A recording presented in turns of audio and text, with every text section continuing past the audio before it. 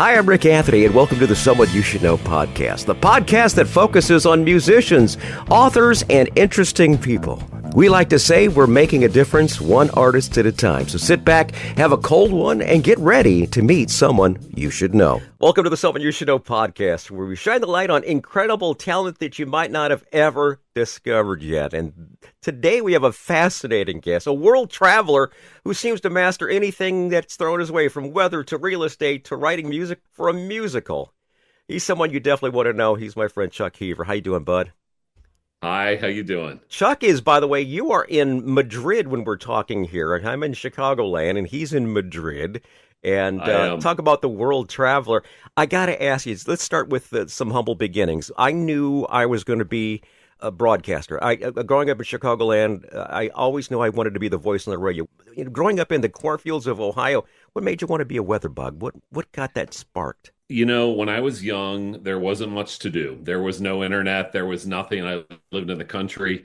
And I basically sat there and would always look at the sky. And I know it sounds cliche, but my family was involved in farming. There was always something to do to talk about the weather.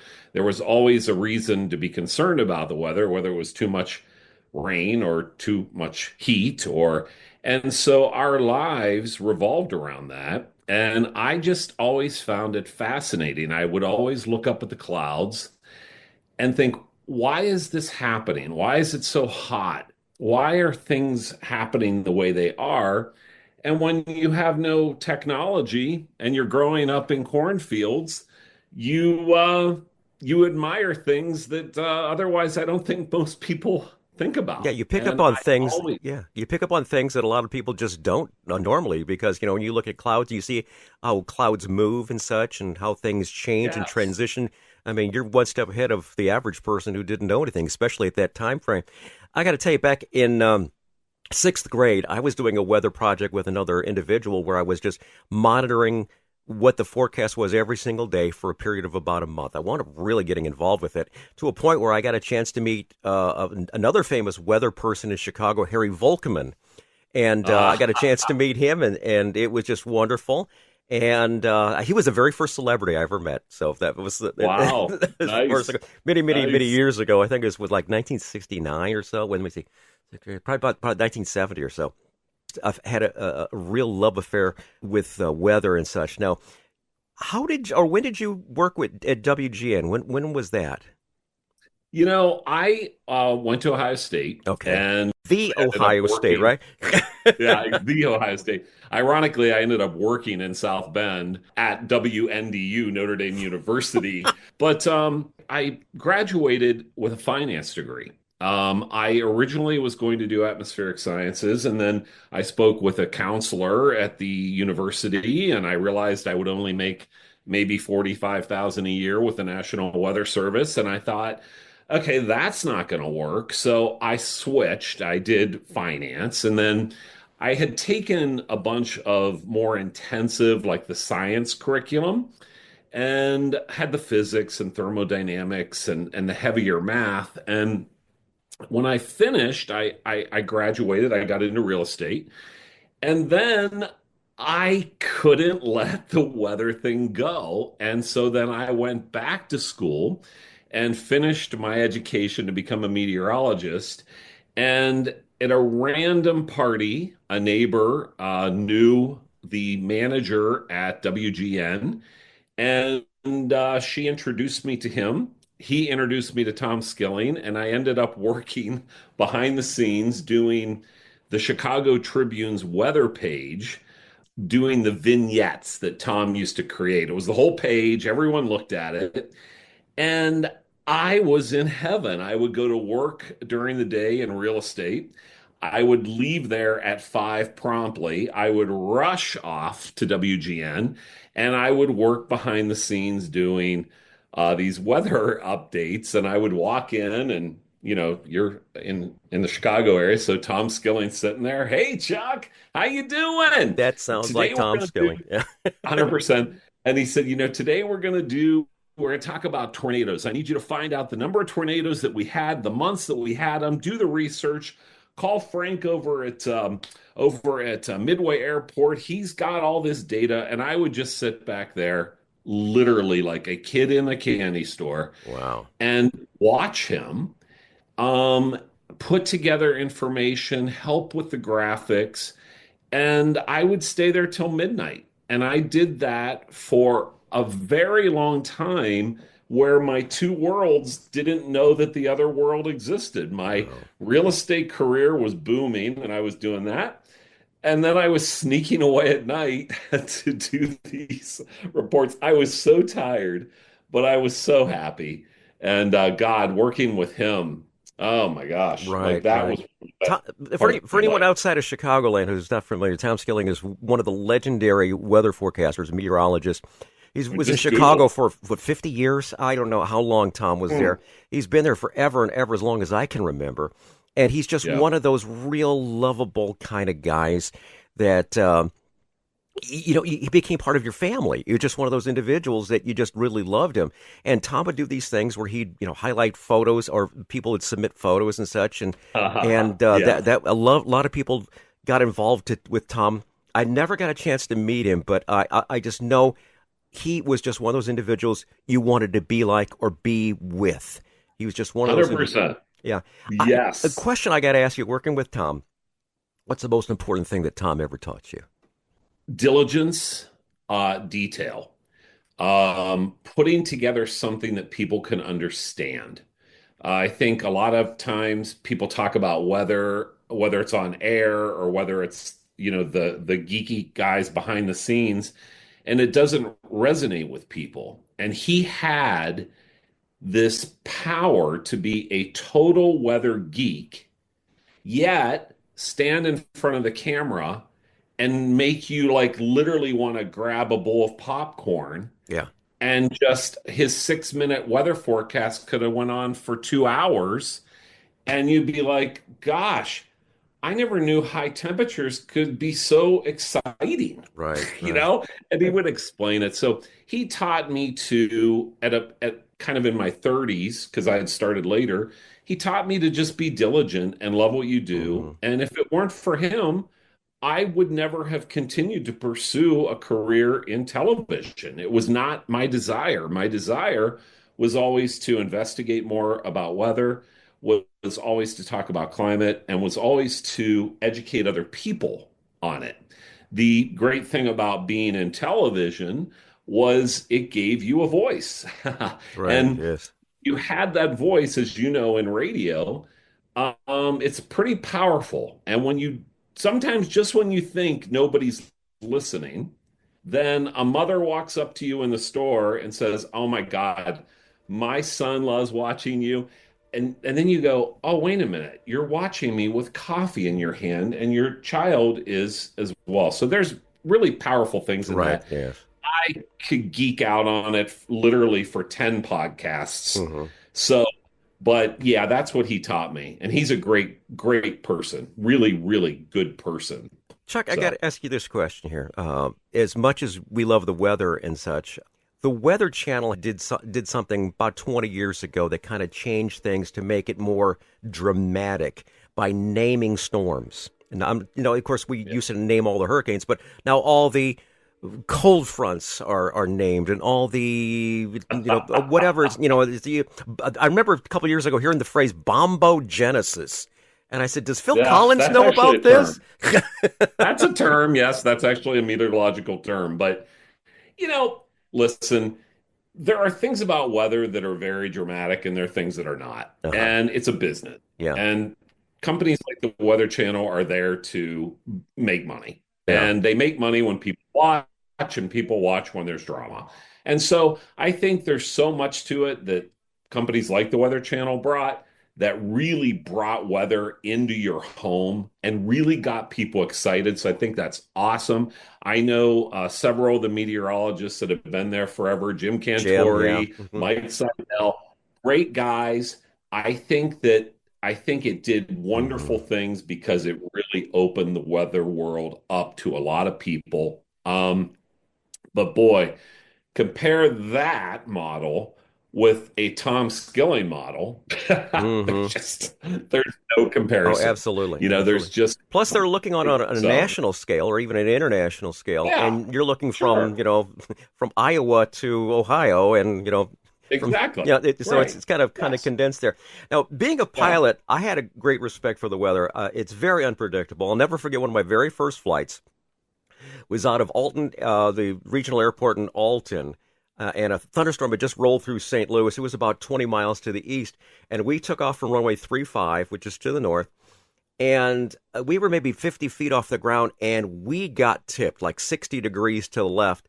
And, I'm going, okay, what's going on here? My instructor very simply just applied some right rudder and some aileron and said, microburst. And it just went on without it. It's like, so I have a great Yeah. appreciation for meteorologists. Yeah. Whenever I get on, especially an international flight, you know, I don't know, the pilots probably think I'm a nutcase, but I always go to the cockpit and I always poke my head in and go, "Hey guys, um, how's it looking on the weather? I'm a meteorologist." And they always turn around and look at me like, "What the hell's this guy? What?" Probably not a lot of meteorologists hopping on planes, Yeah.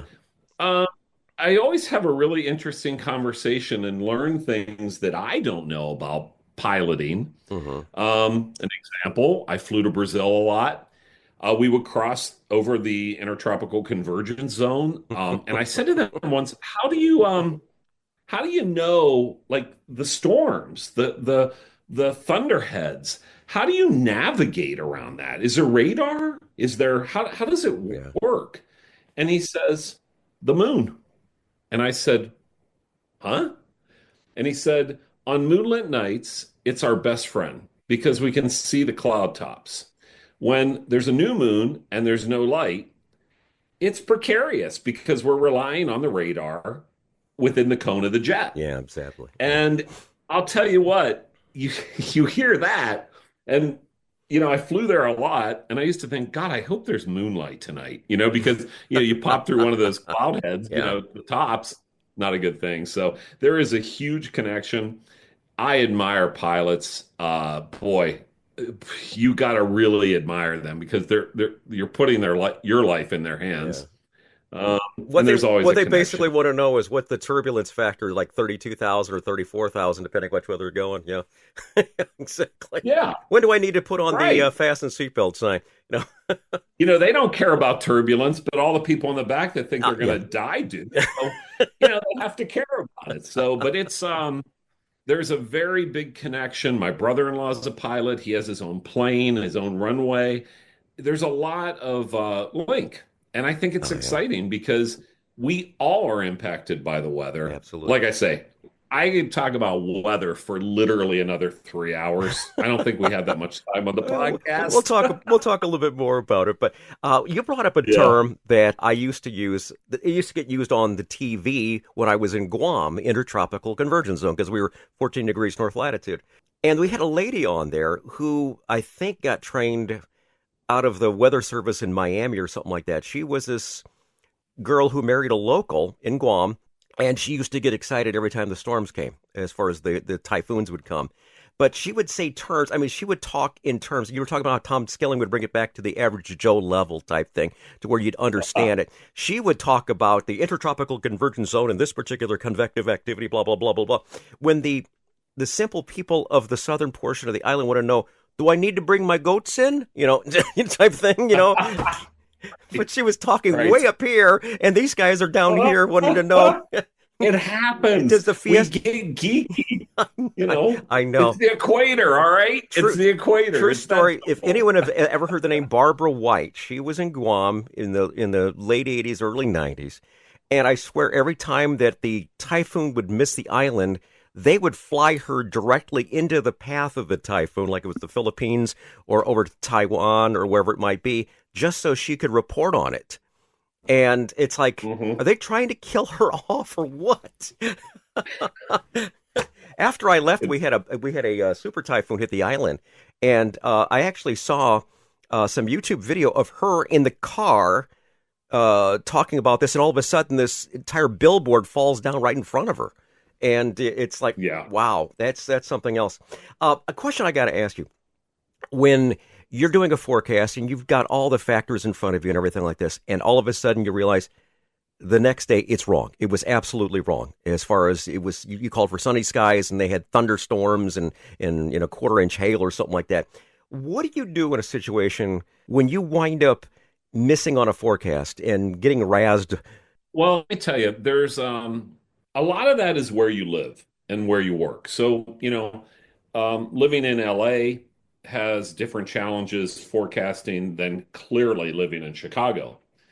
And fortunately, my career was always in Chicago. So I had a lot of training on lake effect snow and wind direction and impact of the lake on the air temperature of the land and sea breeze, land breeze. Oh my God, like it's a lot.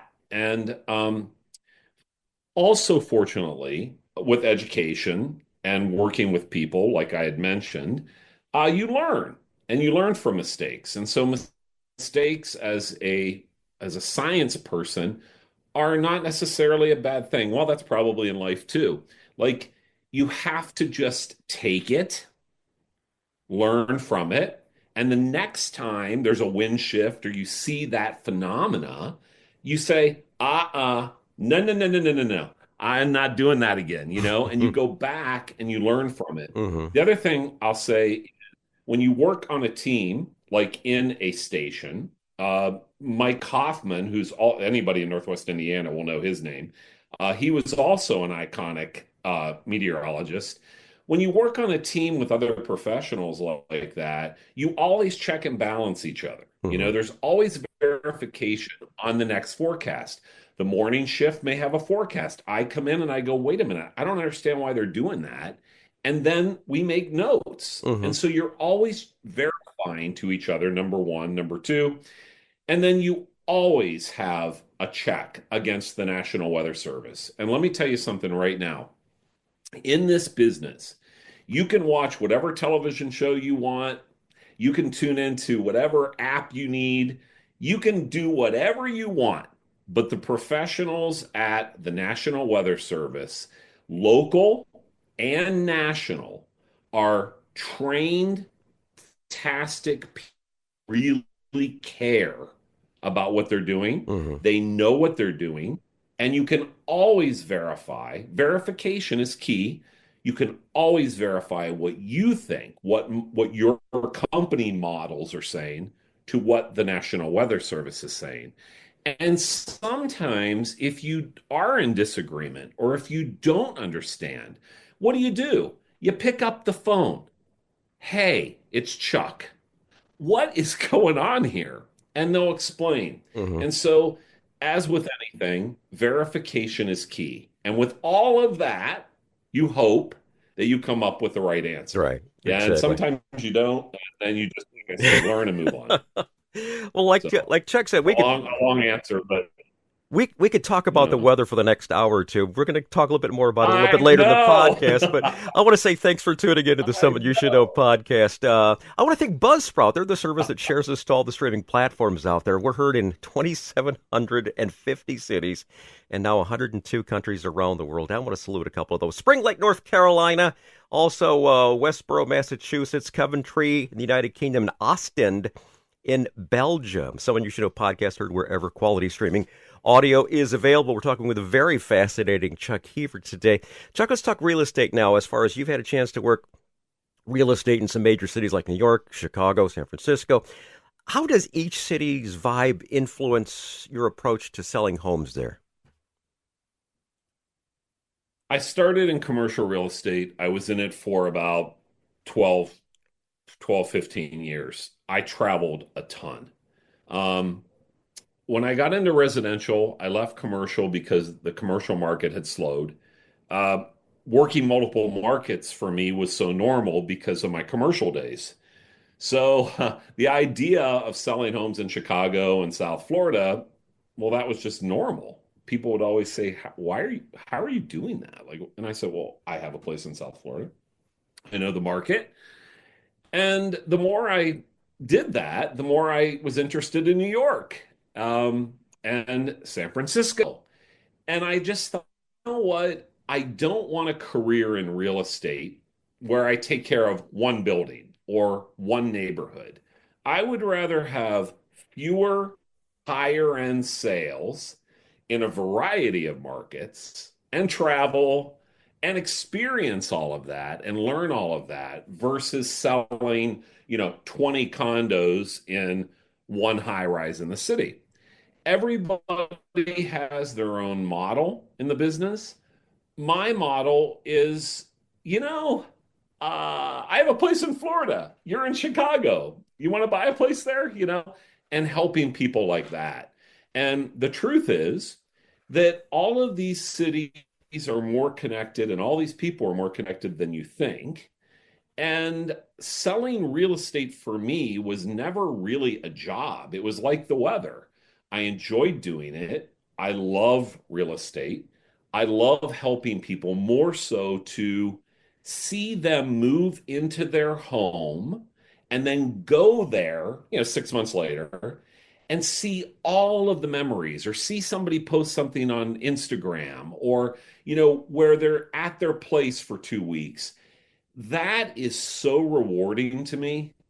And that's why I got into it and left commercial and stayed into it and never went back to commercial because of that, seeing people happy Hmm. and letting people make decisions about their purchase. It's a huge purchase.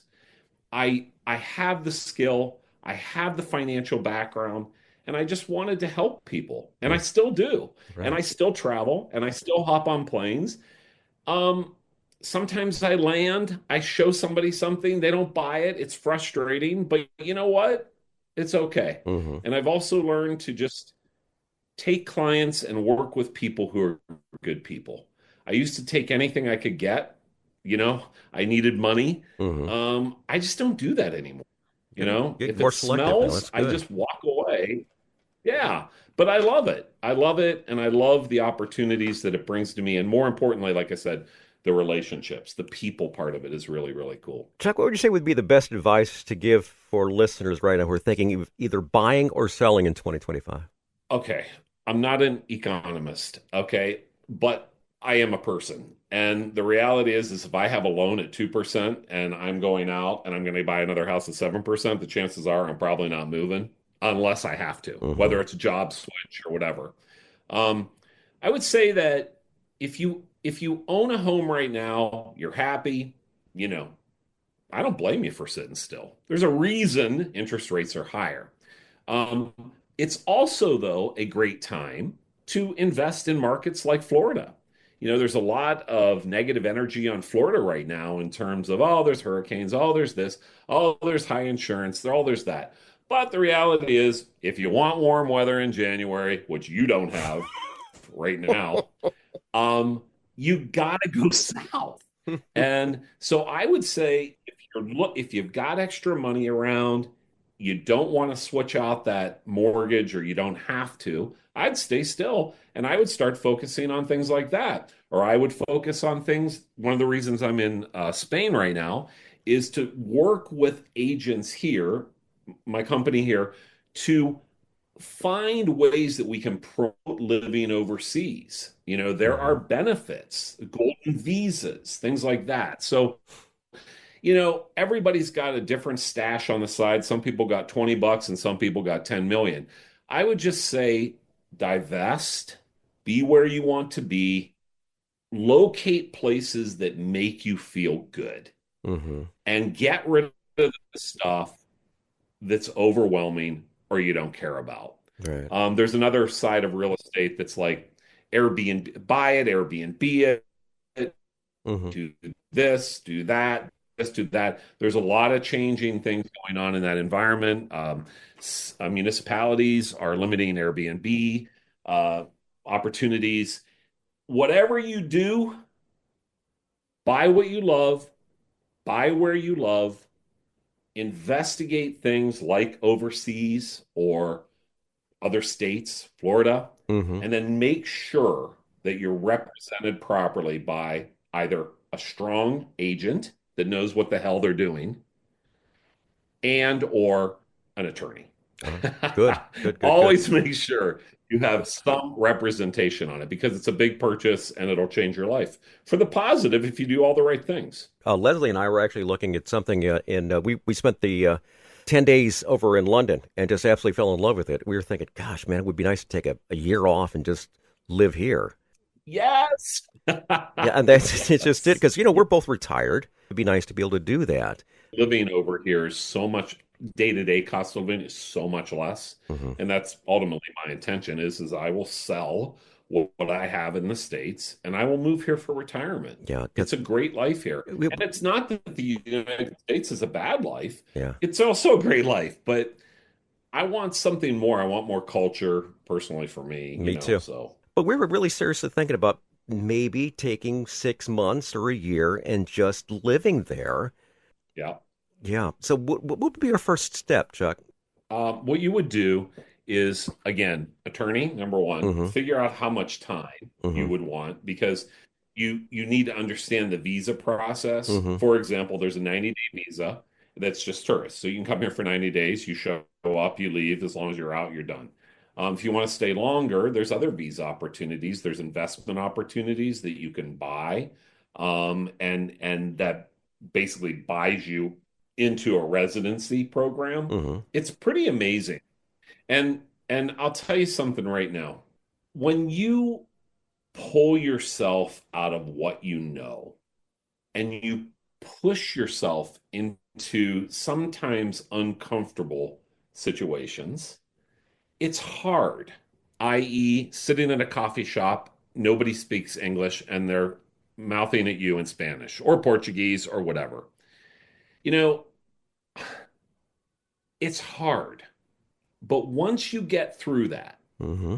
and once you start to learn, oh, cerveza, oh, café con leche, once you start to pick that up, the reward of that Mm-hmm. is incredible. And you can always have your roots, you can always have your family, you can always have your home. Of course, we all love that. But I just feel like pushing yourself to be a more rounded person, a more in-depth person.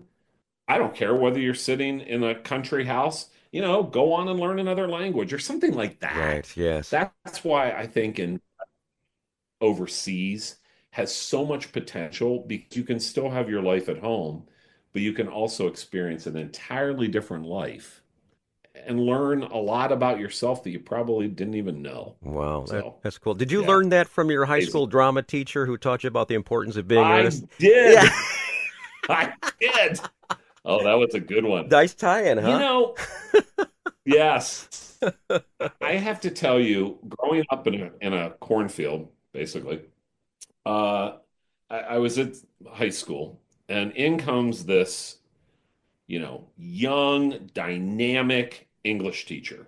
And her name was Robin Chirello. And she says, we're going to have a drama club. I'm bringing the lights from my old high school. We're going to do this. We're going to do a play. And I'm looking at her like, okay, what the hell? She's talking about Chaucer and Canterbury Tales and all this stuff. And I'm sitting there like, okay, I don't even want to be here. And who's this? And anyway, she came to me and she said, "I want you to be the lead in a play that we're going to do." And I literally looked at her like a stare, like, "What the hell are you talking about?" And she said, "We're going to do a play. It's the importance of being earnest, and I want to be this character, Algernon Moncrief." And I said, "Why?" And she said, "I just think you have the dynamic for it. You could bring other students and blah blah." And I said, "No, I'm not doing that." It's like playing the piano, which I also did when my mom forced me to take piano lessons. It's like it's not the end thing. But fortunately, I did take those piano lessons. I can't remember that old lady's name, but if you messed up, she'd crack your fingers. And it was so typical. It Oh, was so jeez. true. Anyway, Robin pushed me, and I said, "Okay, I'll do it." Hmm. And we built the set, we memorized the lines, we learned and we worked together to do it. And I know it was a small production in a small town in the middle of nowhere, okay? But for me, it was a life-changing experience because what it did is it reinforced that being different is a good thing. That following the crowd is the easy thing and being different. Now, this is even before all the bullying stuff. This is years ago. This is like in the 80s. Hmm. Nobody talked about that stuff. So all that I'm saying is that if it weren't for her, there are people in your life that do things and it pivots you. And if it weren't for Robin, I never would have done that. And Right. I never would have been on stage and I never would have been challenged.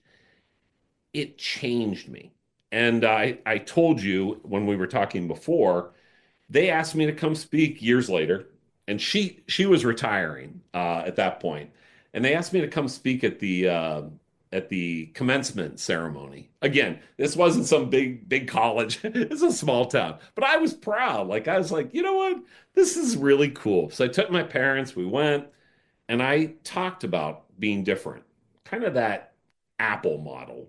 Being, Apple had that slogan. It was like, I can't remember, but basically it was like, stop following the path, you Hmm. know? Like step out, be different, be happy with who you are, be proud of who you are, and move forward because the crazy, as that's what it's called, the crazy ones make the Right. change. Exactly. You Exactly. know, nobody, whoever designed the iPhone wasn't somebody that followed everybody else, or whoever designed the computer, or whoever, So that's the message. And Robin was back in the back, Hmm. and she didn't know it. And I said, "Is Robin here?" And I looked back, and she was there. I gotta tell you, like I barely got through it. I almost cried. I finished up. I walk out. I go, "Where's Robin? Where's Robin? Where's Robin?" And they're like, "She had to leave. She couldn't stay." We both were emotionally choked up, and I think that it's Wow. because That's incredible. Yeah. I'm not sure that she knew that impacted. It ends Hmm. up, her and I are still great friends. I see her every time I go back to Ohio. She's an inspiration to me. She's a great person. It changed my life, Yeah. and I'm going to take you back to some more weather talk, okay? Let's talk about all a right. musical that you've got in the works called The Weatherman. Can you tell us what Ah, inspired you to merge your love for weather into a musical? well,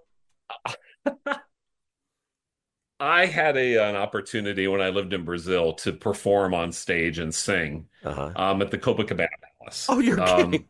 Long story, Uh huh. but I did it. Uh huh. I sang Barry Manilow um, at the Copacabana Palace. Jeez. And when I was doing that, I had this like epiphany, like, wait a minute.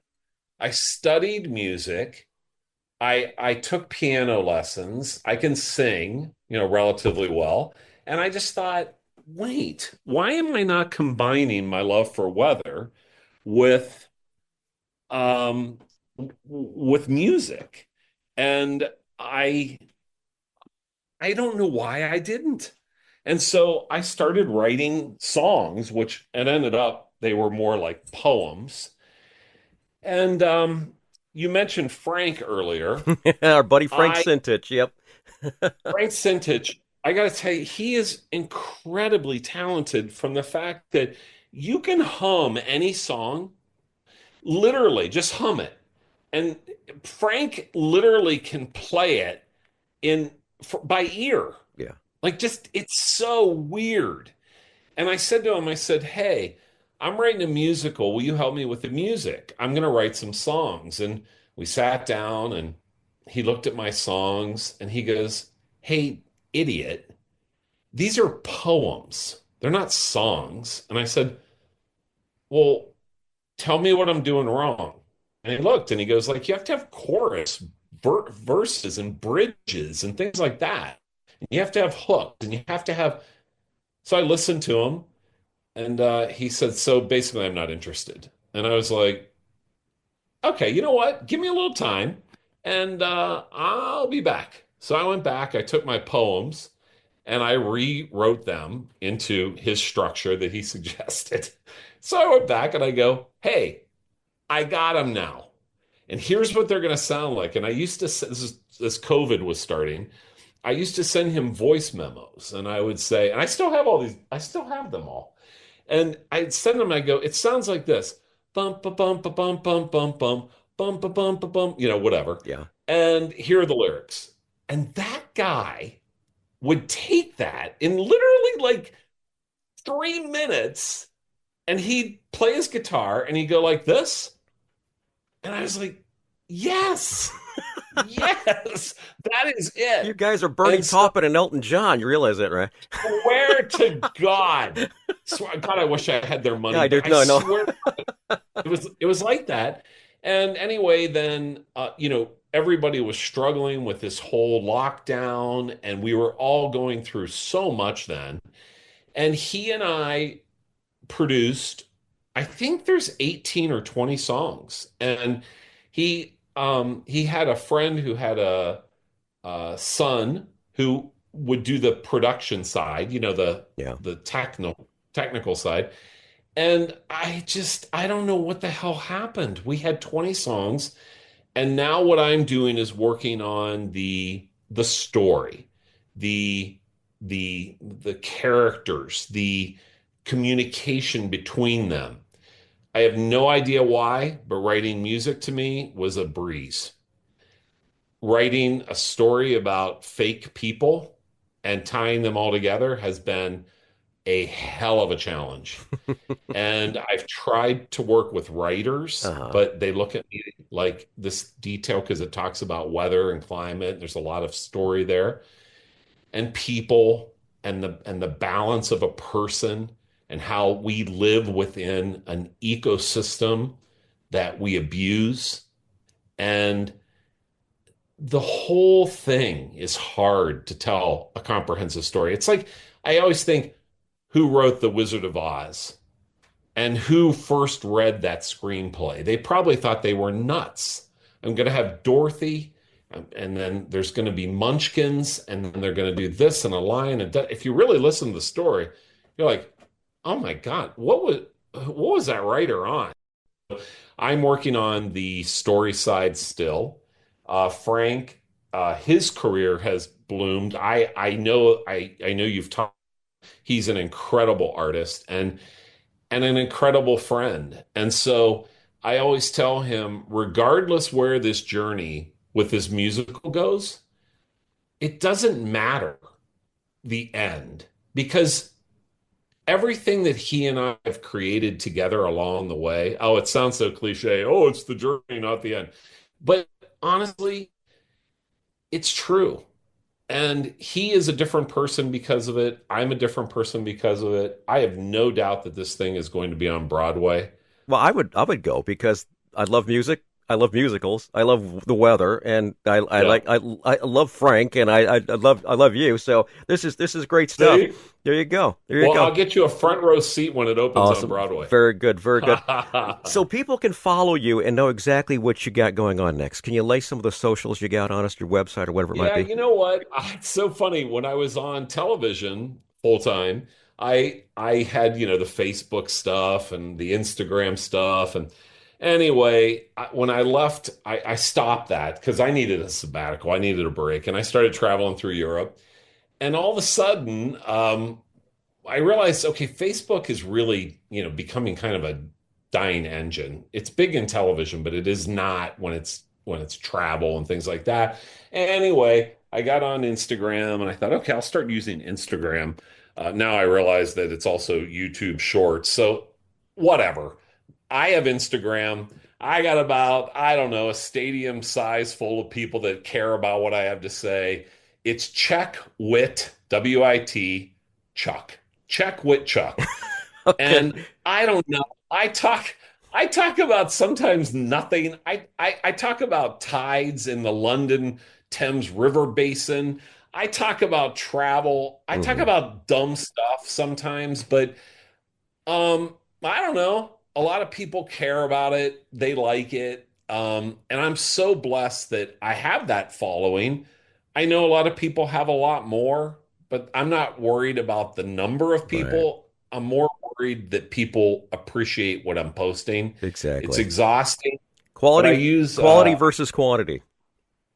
100%. But I Exactly. use Instagram. So Okay, if very good. you know, like what you hear, Chuck, what I'll do is I'll include it gosh, down in the show notes, so make sure, all you have to do is click on the I show love notes it. right there and it'll go right to Yeah. Check with Chuck. Yeah. All right, very good. Check wit, not with. Wit, It's the hipper side. wit, Wit, wit. Chuck. Okay, very good. Very good. Yesterday was Groundhog Day. What is your prediction for Chicagoland and the Midwest for the rest of winter? Oh, you got to end it that way. You know, I think that this year uh, has been a very cold year, right? Like it's been an anomaly, like really bitter cold intrusions of air have come in. I believe we're still going to see the colder air, especially in the Midwest. I think, longer term, we still are on a warmer climate. By the way, a lot of times people say, "Oh yeah, you believe in climate change." Deeper talk there, but climate and weather are two different things. I Right, just want to exactly. point that Yeah. out. Hmm. You will have cold spells, but I think it's going to be a cold winter. I think, down to the south, it's been a chilly year for most of the country. I have a little bit prolonged winter, and I think when summer comes, especially in the Chicagoland, hell, it can be cold until Yeah, you there's been numerous times the Cubs have played in the snow in the first weeks of April. I know. Jazz Fest, where you're like down in Grant Park and you're like, is it really June? Are you kidding me? I So, know, absolutely. we're all going to find out. I don't know. Maybe I'll just leave it to the groundhog Very too. good. Well, we've been, Because yeah, the truth really is, if you go beyond 3 to 5 days, oh hell, you know what? You can do weather models. You can certainly get, a forecast out. But once you get beyond 3 to 5 days, yeah, it's kind of yeah. some This smart guesswork. You got those spaghetti models to work with, right? Yeah, there's so much that has happened with technology and forecasting. So absolutely, you can look out and you can get indications, but the truth is, let's all stick to, 3 to 5 days Uh-huh. and not worry about, what's going to happen 2 weeks out. Because Yeah. if you're really looking at a model and you're thinking 2 weeks out, I got news. It's a bunch of BS. Yeah. All right. Break out the Farmer's Almanac. They had it right years and years I ago. exactly. We've been we've Exactly. been speaking with my friend Chuck Heaver. Chuck, it's been a great chat with you here. We could have talked for another hour or two, but I know you go in your evening right now. As far as here, we're about lunchtime here in Chicagoland, and I you're am. in your I think evening it's over there. probably time for, yeah, maybe time for some, tapas and I Oh, don't know, maybe a glass of wine. I don't know. We'll figure it out awesome, buddy. God bless you. I'm looking forward to going to in and person. seeing your musical because Absolutely. it's going to be a good one. Chuck Heaver, everybody. Yeah. Thanks. And anytime you want to talk about weather, you want to do 5 podcasts on weather, I'm here anytime for you, my friend. Hi, this is Rick Anthony, thanking you again for listening to this episode of Someone You Should Know. Now, if you're an aspiring musician or an established musician that's looking for a little exposure, I invite you to drop us a line at someoneyoushouldknowpodcast@gmail.com. That's someoneyoushouldknowpodcast@gmail.com. Also, I invite you to tell a friend about the Someone You Should Know podcast. I thank you for tuning in this time, and I invite you to check us out next time on the Someone You Should Know podcast, because you never know who's going to show up. Until next time, remember, God loves you, and so do I.